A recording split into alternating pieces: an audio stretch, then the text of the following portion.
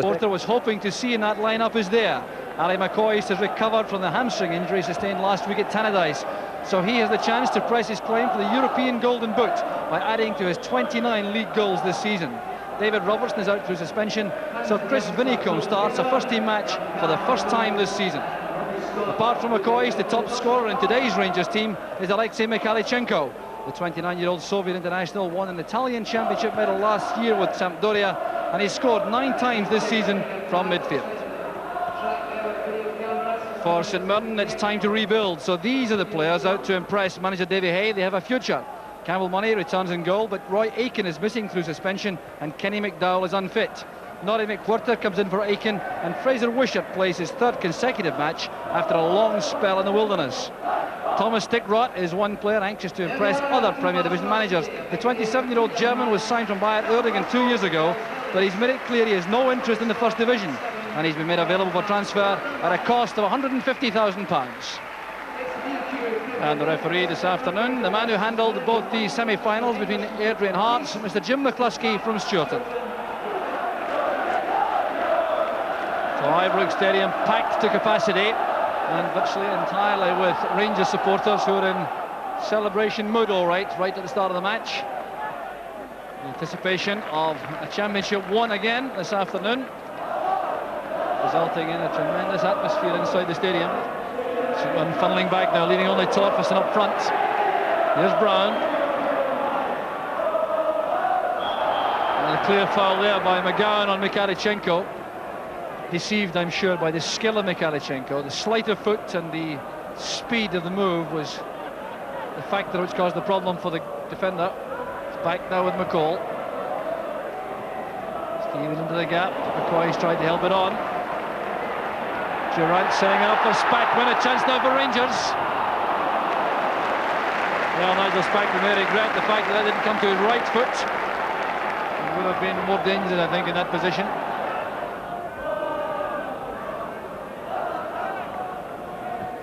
Mikhalichenko sending it all the way back to Gorham.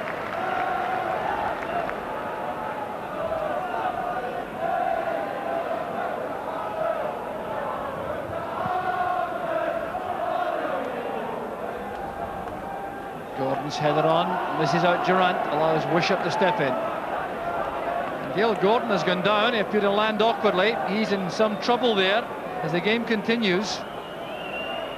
Here's Hewitt. Stickrod calls for the ball through the middle. Hewitt goes it alone and is stopped by Spackman. And still play continues. Mikhalichenko will play the ball out, I think, yes. This is to allow treatment for the injured Rangers player, Dale Gordon. Well, not entirely clear what happened to Dale Gordon. I wonder if he simply twisted himself, landing awkwardly.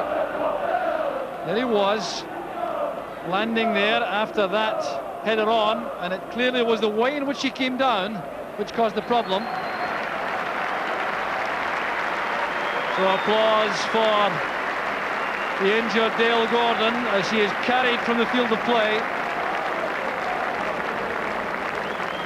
Well, a complete accident, the damage inflicted there on Gordon, result of an awkward landing. Bill Collins, a physio, comes across to confirm that Haustra should be introduced immediately. So Haustra goes on, makes his way across to the right flank with a few words of instruction from the bench for Ian Durant. Away by Beattie, back from Lambert to Manley. Standing a challenge there from Haustra. Now Bruddle. A recruit from Plymouth Argyle, Julian Bruddle. It's a good ball inside, there's Lambert with a return. Promising for a moment there from St Mirren, the way they attacked with pace and conviction on the left. And Bruddle was at the heart of it all. Good 1-2 this. The return from Lambert, the first time right foot volley, well off target.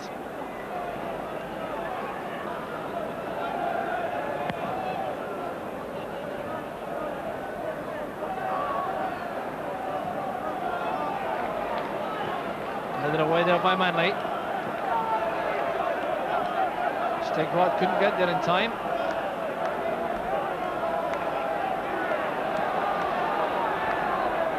Kalichenko to Vinicum. Looking at McCoy through the middle. Manley was there first. Crunching tackle there from McCall. Was directly opposed by Norrie McWhirter in midfield.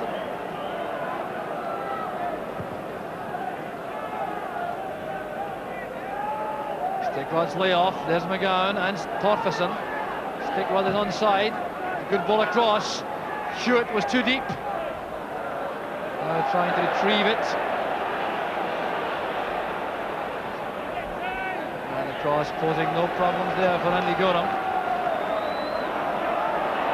McCoy's going through here, the ball holding up in the breeze. And McCoy's is going to score. The opening goal for Rangers in 19 minutes. And for McCoy's, it's goal number 34 of the season. A long kick out, caught there by the wind which carried the ball, then held it up there for McCoy to get there just ahead of money, and the rest was easy. Well, a goal down to the conditions in many respects. The wind swirling around the stadium. It certainly deceived Campbell Money, but McCoy scores his 30th lead goal, 34 in all. It's been a remarkable season. St Mirren, the setback they were anxious to avoid. Well, it's a colourful scene here at Ibrox. Alstra making for the byline. It's good play from Rangers. Here's Gary Stevens, and that with a superb tackle by Fraser Wishart, which denied Gary Stevens. Well, Stevens has scored only once this season, and but for Fraser Wishart, that might well have been number 2. Wishart going in again. Well, some good football being played now by both sides. Goff intercepts the pass intended for Torferson. It's back with Spackman. Goff has stayed forward, he hasn't been picked up.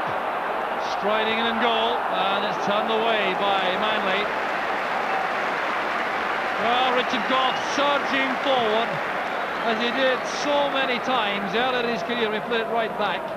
Doesn't do it so often from central defence, especially this season when he has been troubled by injury. It still is an exhilarating sight to see Goff come forward like that.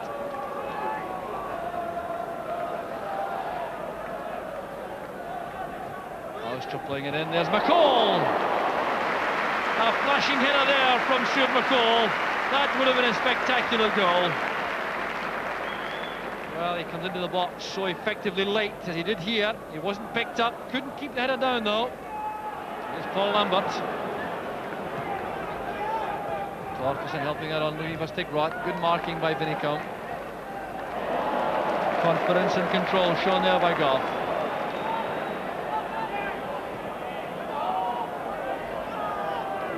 Well, a bit strappy there with the ball in the air. Kalichenko to McCoist. The chance now to take on Manley. Looking for the shooting chance, which he found. And Campbell Money happy to hold that as Peter Houster closed in. Well, the instincts are there all right. McCoist looking for a shooting chance. Got a glimmer of one there and tested Money to the full.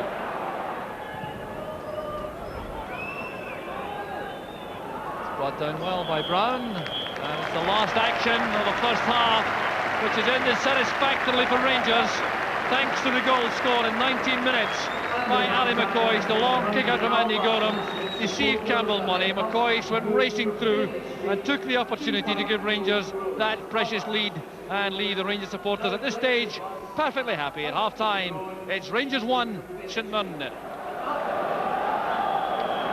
The party atmosphere is rapidly developing now, with confirmation from Tannin Ice that Hearts are a goal behind.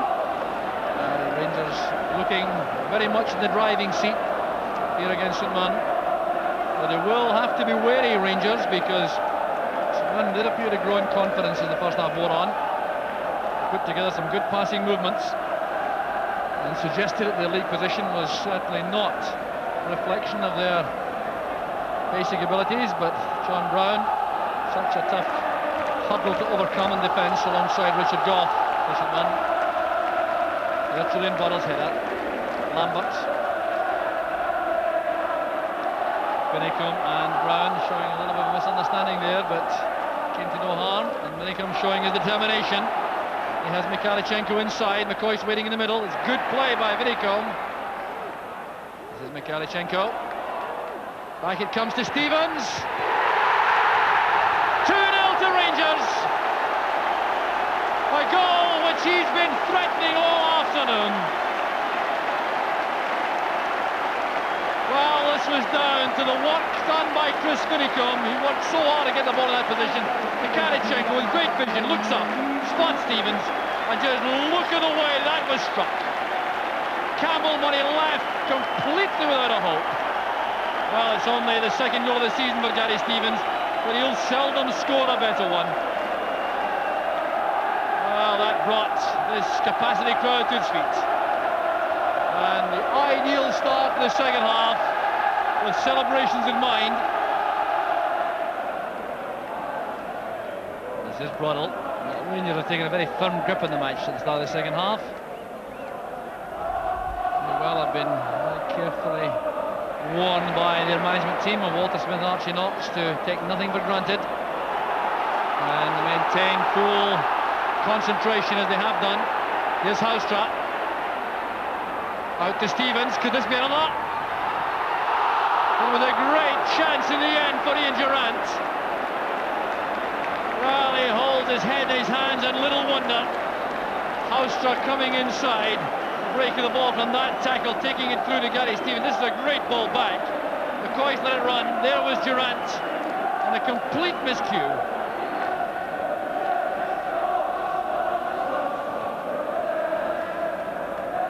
Spikeman to Mikhalichenko.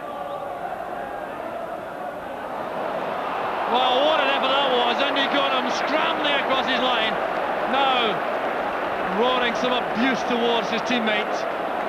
Well, that is the toughest shot that Gorham has had to face in the entire match. It looked as though Alexei Mikhalichenko was trying to provide some kind of handicap to even things up a bit with that effort. Well, that certainly has had the crowd buzzing.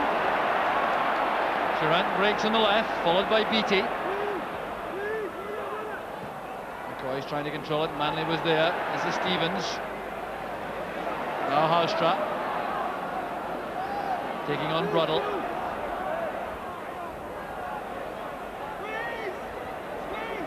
Oh, that's good play by Houstra. Has to settle for the corner kick. But amazing sleight of foot there from Peter Houstra. Well, this really was delightful, the way in which he sidestepped Broddle. Back now with Peter Houstra again from Stevens. Now Stevens. John Brown is there. Well, he wants to be involved in everything this afternoon, John Brown. It's such an influential match, and he gets forward well here on the end of this cross from Gary Stevens, coming in on the far post, charging forward, under pressure all the way right enough. Stevens keeping the ball in play for Houstra. Inside is Goff. McQuarter wins it back. Hewitt plays it inside for Torfason.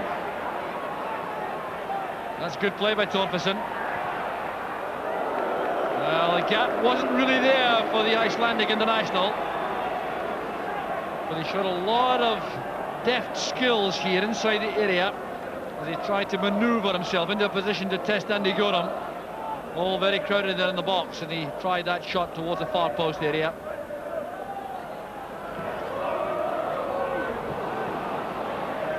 A shot to Stickrot.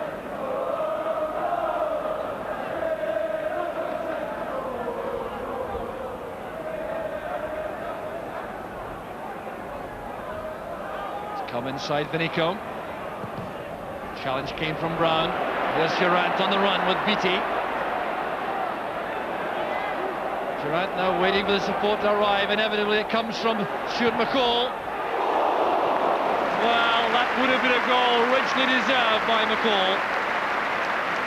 He has produced a tremendous midfield performance here. Look at the way he gets forward to support this breakaway attack with Durrant sitting him up.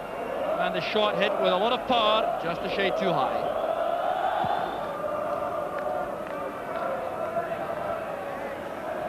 Well, Torfason gives chase.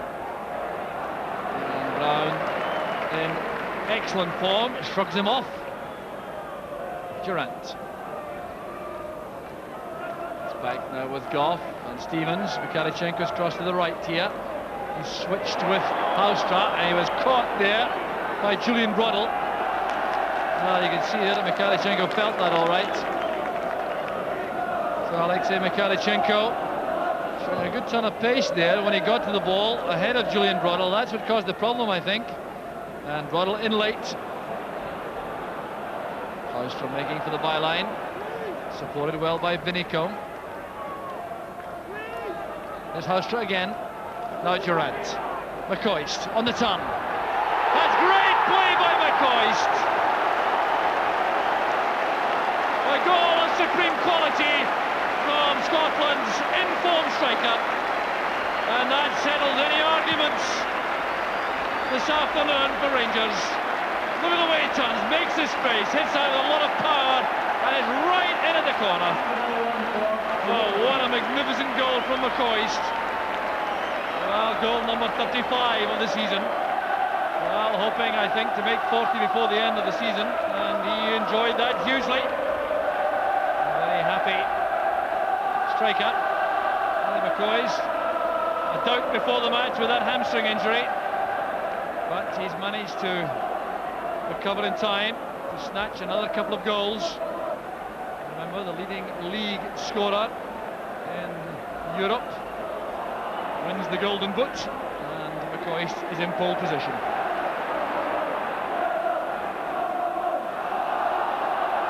It's cut off there by Lambert. St Mirren now playing for pride. There are 17 minutes remaining. 3-0 to Rangers. Stegrot. Cross it goes to Wishart, now playing in the right back position he occupied before his transfer from Motherwell. That's good play by McGowan. There's Julian Broddle trying to test Andy Gorham. That's a good save by Gorham. Well, he clearly enjoyed that little bit of activity. Has had little to do this afternoon, Andy Gorham, but Julian Broddle forced him to show his ability here. And a good diving save.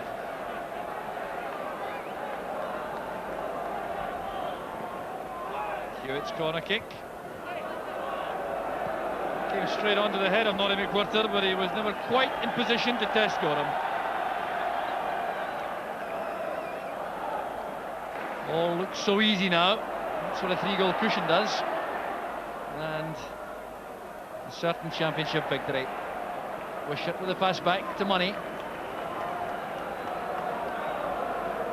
Well, you have to hand it to St Mirren for the approach they've adopted to the match. They try to play football all the time. There's Lavany with a chance here for glory for St Mirren. And it just goes agonisingly wide. Well, the error by Richard Goff, and the youngster will be ruining that moment. He kept on going. Goff didn't get enough on that. And Lavany got there just ahead of Gorham. And the ball dropped agonisingly wide of the post. Oh, what a moment that would have been for the youngster. Here's Hewitt with the corner. McWhirter going up again unchallenged. No one going to meet him. 2 corner kicks in a row. And on neither occasion could he test the keeper. Well, just look at the space here for McWhirter. No one getting to him at all.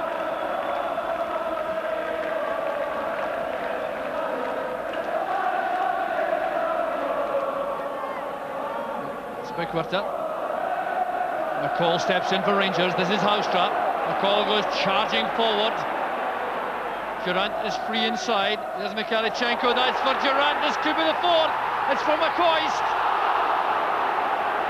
And Rangers pay the penalty for trying to walk the ball in. Ian Durant trying to set up McCoist for his hat-trick. And the frustration is clear for McCoist. Haustra playing it in. Mikhalichenko plays a delightful ball there into the path of Ian Durant, who chose to play that across for Ali McCoist, and he couldn't make certain. There's Stevens. Stuart McCall again getting forward. Durant playing it early. Mikhalichenko, so dangerous in this position. Hustled out of that by McWhirter. Lambert to Torfason. That's It's for Stigrot. Long stride carrying him forward, but Vinicombe gets back smartly. Stigrot playing it in. Spackman comes in to make the challenge, and the deflection gives the throw to Rangers. Nothing going right now for St Mirren. They're well out of things.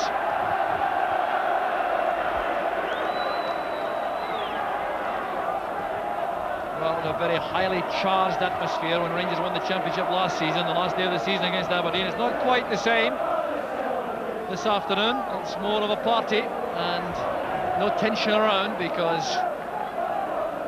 St Mirren really have been playing second fiddle for most of the match. They're in trouble again as Mikhalichenko breaks. And there's the chance at Haustra.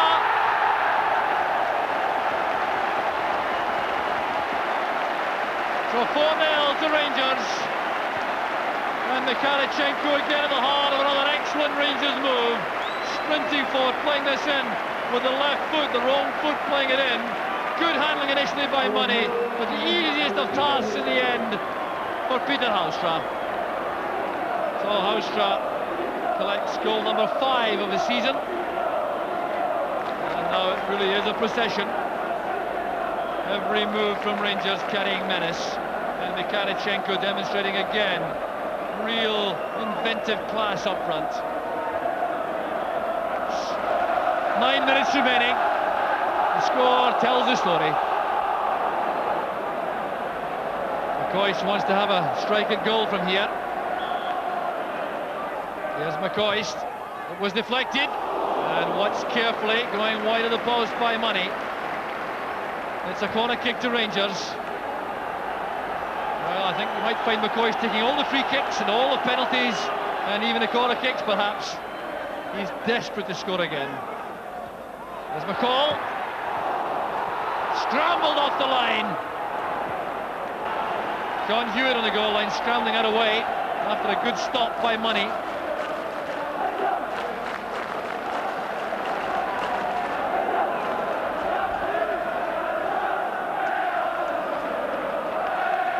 Spackman wins the ball back from Stigrot. Here's Stevens, holding off his left. He's left at the back for Rangers. McCoist is onside this time. Well, you could have put any money in the fact that he wouldn't play the ball across the face of the goal. He had Mikhalichenko and McCall waiting in the middle, but he was certainly going to try to beat Money himself. Well, they say good strikers must be greedy. Well, here's evidence of that. Trying to chip that beyond the keeper.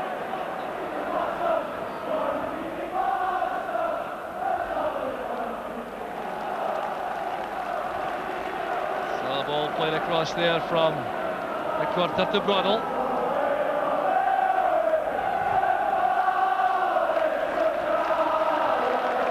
Stevens, well, after accusing McCoist of being greedy, the Rangers supporters now have struck up the Super Ali chant, so they've forgiven him. Here's Mikhalichenko.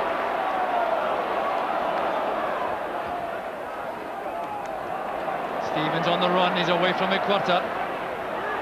Cross too high for McCoist. Here's Haustra. That's good goalkeeping again by Campbell Money. He's in trouble though. He's off his line, and Haustra couldn't keep the ball in play.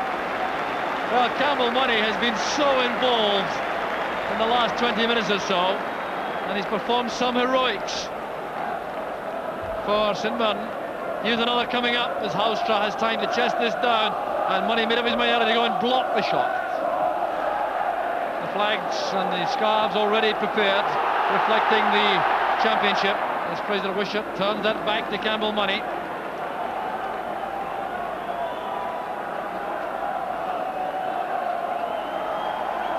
Here's Thomas Stigrot. That stride carrying him inside very effectively indeed, but John Brown read that well. Ending the game as he began, totally in command in defence. Now making his way forward, he wants to become involved before the end in an attacking role. Looking for McCoist, there he is. So sharp and determined. Well, he's looking for a corner kick, he's not going to get one. Good play this from John Brown, but look how quick McCoist was here, getting in ahead of Manley. It certainly did appear to be deflected by Manley, but a goal kick has been given. The 90 minutes are up. The scarves are waving around the stadium. And there goes the final whistle. The championship is assured. And it's been a thoroughly convincing performance. Genuine championship quality. St Mirren make for the dressing room in a very hurried fashion. They certainly came with the right spirit to the match to try to play football. They're outclassed in the end, and these Rangers supporters now can begin the celebrations in earnest.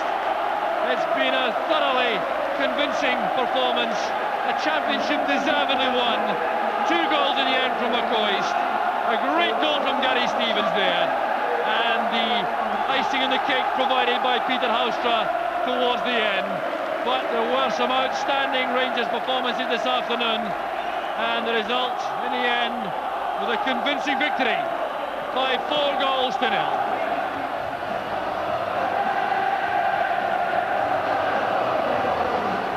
Then in an interesting piece of stage management, the Rangers team, having left the pitch, then we came back out again to take the acclaim and the applause of those delirious fans. A sellout at Ibrox this afternoon, all of them expecting a party, and they certainly weren't disappointed.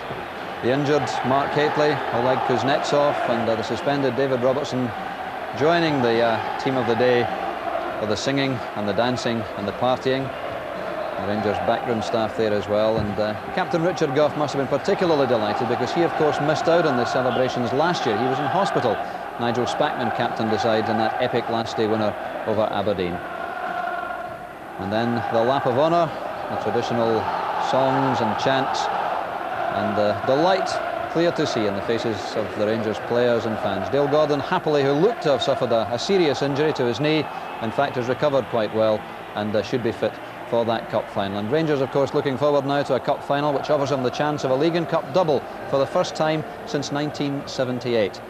The championship won for the 4th time in a row, and that's the first time that's been achieved since season 1929-30. The celebrations went on long afterwards, the players only too happy to confirm how delighted they were. Ali, you've been through this a few times. How does it feel this year? As good as ever, Dougie. I think we've proved over the piece we've been the best team by far this season in the League Championship, and the celebrations are as good as ever, as you can hear. Now you remember obviously the times when League Championships were hard to come by. Does that make it all the sweeter? Of course it does. We've had a chat the last couple of weeks, and there's a few of the boys have been through the course and won championships before, and it was important that we didn't rest on our laurels, and we didn't do that. And today I thought we played some great football, scored some good goals, missed a few chances, but won the championship. It's your own second, must have one of the best you've scored all season. I was absolutely delighted with it. I think we Durante had a cheek running for the return pass actually. Well, draw a veil over the 2 chances that followed, mind you. That's right. I got a bit of stick off the boys in the enclosure, but I think it was warranted at the time. Is there a major factor behind this one, Ali? Is there one thing that you can say was the real reason that you won the title? From a personal point of view, I can only thank the management for giving me a chance and playing week in, week out, and I'd like to think I've repaid them with 1 or 2 in goals. But the squad of players we've got here, Dougie, I think we're always going to be favourites, and we've played some great stuff, and it's been a good season for us so far. And is it going to be a League and Cup double? We certainly hope so. Airdrie will make it very difficult for us. They're in the final on merit. They won their semi-final tie against Hearts and penalties. They'll make it very difficult for us, but we'll go out and do our best. Great night, well done. Thank you very much, Dougie.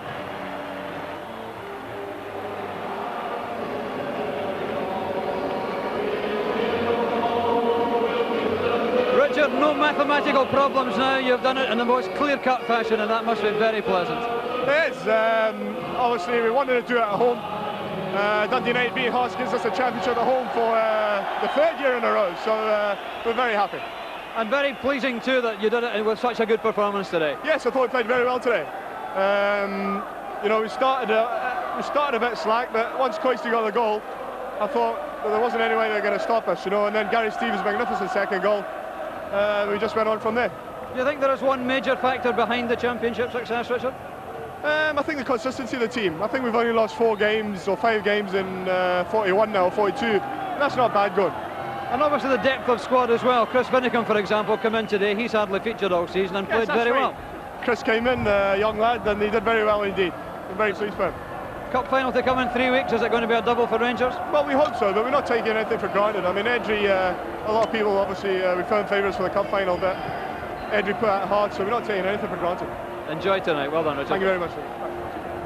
I'm sure those Rangers celebrations are still continuing. Derek, it was the most clear-cut victory. No chance of Rangers ending up with Easter egg in their face, was there? McCoy's passed the ball. You've got to be kidding today. he hit for goal every chance he had. No, it was all about attitude today, Dougie. I think everybody expected the Rangers to win today, except the players and the management. They had to go out there in the right frame of mind, and I think they did that right from the first whistle. Yeah, it actually was a very enjoyable game, I thought, in difficult conditions. That was a strong wind. It was. It's the worst conditions that players like to play. They can play in rain or whatever you like, but the wind makes it difficult for to control the ball. But in patches, it was a smashing game, yeah, and 4 goals, you can't argue with that. 40,000 people at the game. Let's look back over the season and what it means, not just for Rangers, but for Scottish football. I don't think it's overstating the case to say that had it not been for Hearts, Rangers would have had this championship won, not quite by New Year, but not by long afterwards. And that's worrying, isn't it? Well, I think Scottish football's got to thank Heart of Midlothian. They've done absolutely magnificent, kept Rangers at bay for all this time. It's only the last 3 or 4 weeks, really, that the heads have gone down a bit and they haven't got results. But had it not been for them, it could have well been won a lot earlier, Dougie. So they have to be congratulated on that. Let's hear the thoughts of the Rangers manager and chairman then. Jock Brown spoke to both Walter Smith and David Murray after the match, and he asked Walter firstly whether it was important to win the championship in some style. Well, first and foremost, I think it was just important to win it. But I was glad that we did score a few goals, and I thought we played some very good football. After about the first 20 minutes of the match, I thought we were particularly good in terms of passing and getting through, and a couple of terrific goals in the 4 that I hope would send people home happy about the game as well as the championship. From a personal point of view, is this the highlight of your career so far? Yeah, I think so. I think I came in at the end of last season. There was only 4 games. It was like being a caretaker manager over the season. We had a lot of changes to make in a close season. I think our team settled down particularly well, and they've gone through the season and shown remarkable consistency.